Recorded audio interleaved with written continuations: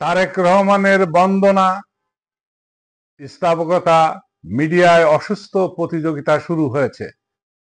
যে media হাউসগুলা fascist সরকারের আমলে তারেক রহমানকে নিন্দা করে কথা বলতো, তারা আজ প্রতিযোগিতা বন্দনার শীর্ষে আসার জন্য উঠে পড়ে লেগেছে।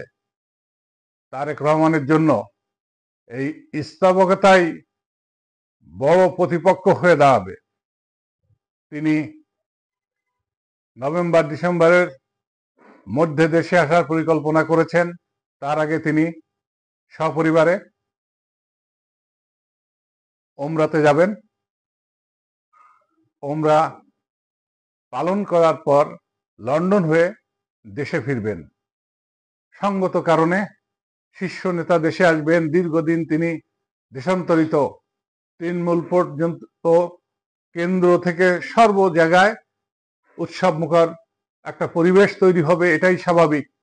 ব্যাপক প্রস্তুতি চলছে, বাড়ি রেডি, গাড়ি আসছে, নিরাপত্তার সকল প্রস্তুতি চলছে। নিরাপত্তা কর্মীদের অস্ত্রের লাইসেন্স সবকিছু হালনাগাদ করার কাজকাম চলছে।